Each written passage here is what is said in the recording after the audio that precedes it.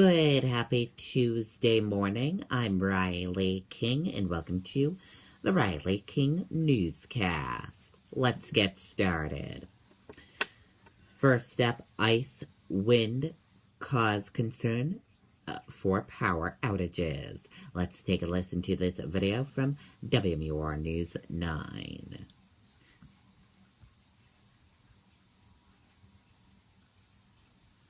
Your breath away with style, technology, and luxury, like the all-new 2017 Cadillac XT5. Lease for $439 a month only at McMulkin Cadillac.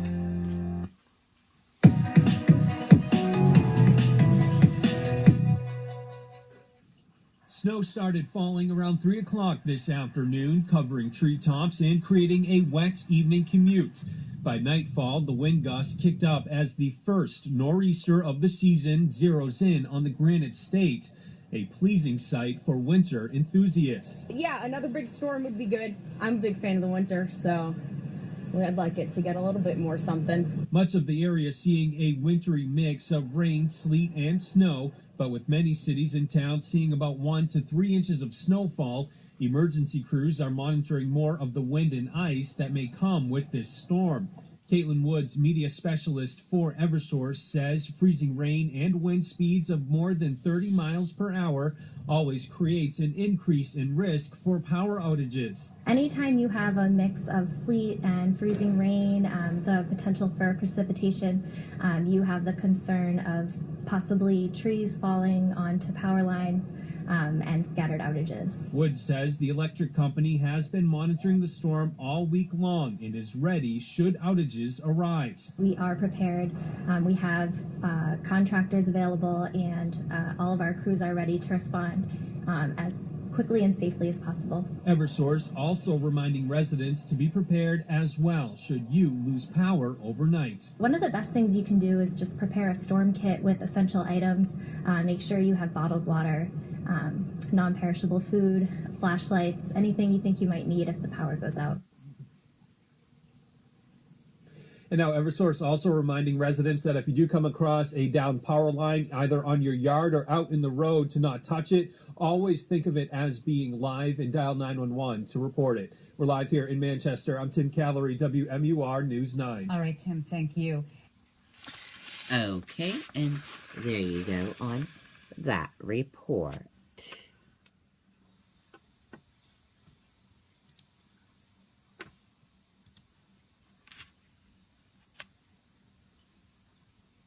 Sponsors of sexual assault bill, opponents dubbed Pedophile Protection Act withdraw support of own bill.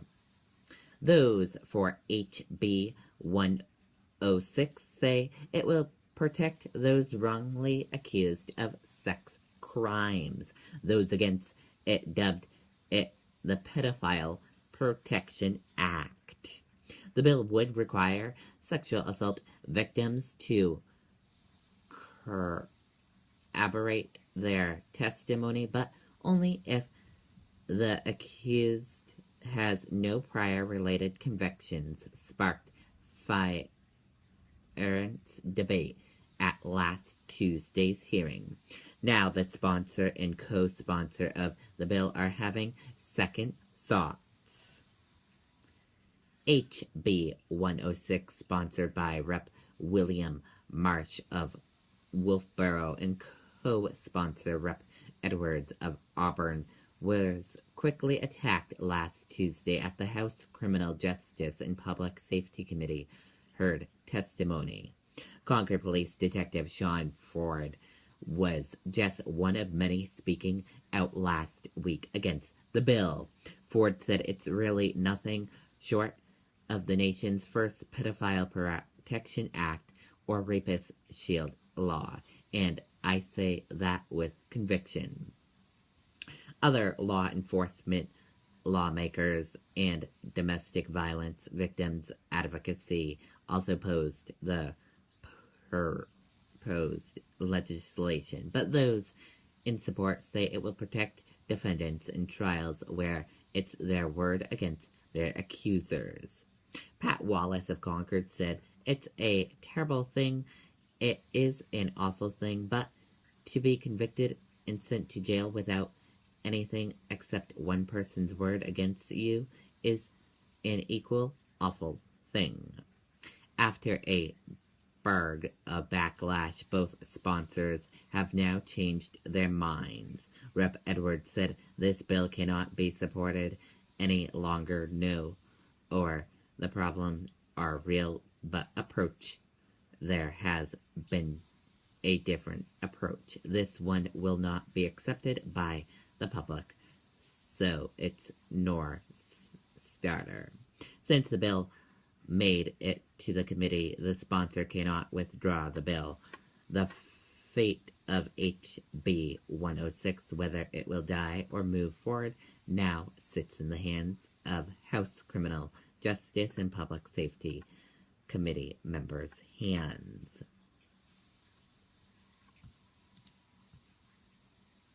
Trump sued over alleged constitutional violation. Let's take a listen to the video from ABC News.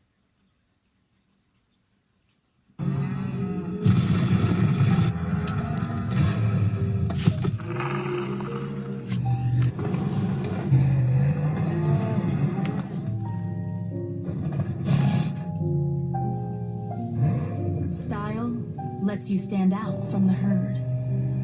What's inside sets you apart. The Cadillac Escalade. Enjoy our best offers of the year.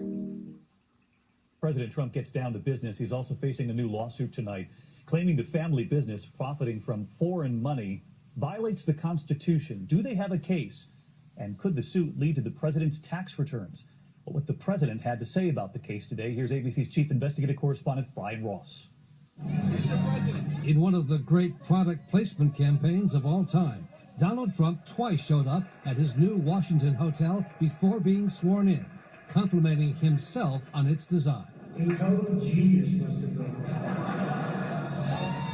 But tonight, just 2 days after the hotel dropped balloons saluting the inauguration, America's first billionaire president is already being sued over profits the hotel and other Trump businesses earn from foreign governments, triggering what's called the Foreign Emoluments Clause of the Constitution. You can be president of the United States or you can be a tycoon, but you can't try to do both at the same time. The president today scoffed at the lawsuit. Without me.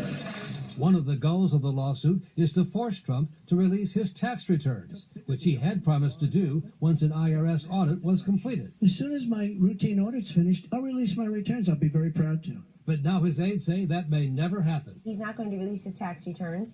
We litigated this all through the election. People didn't care. They voted for him. The president has said hotel profits from foreign governments will be given to the U.S. Treasury.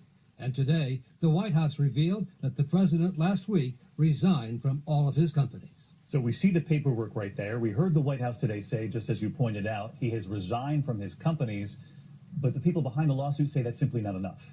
Yes, David, he's turned over the management of the hotel and his entire empire to his sons, but he's still the owner of it all. And the people bringing the lawsuit say unless he sells off everything, he's still in violation of the Constitution when it comes to money from foreign governments. Brian Ross, thank you. Okay, and there you go on that report.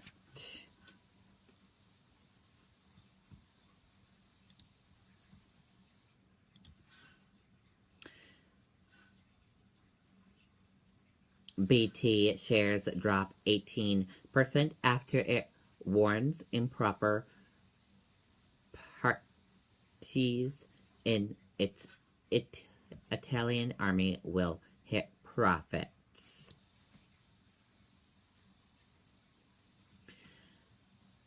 Britain's BT cut its revenue, earnings, and cash flow forecast for the next 2 years on Tuesday after finding that improper accounting at its Italian business went far deep than previously thought, sending its shares 15% lower.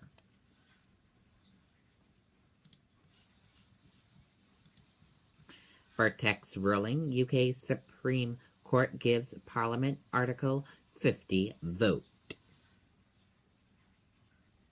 British Supreme Court has ruled that the UK government must hold a vote in the Parliament before beginning the process of leaving the European Union.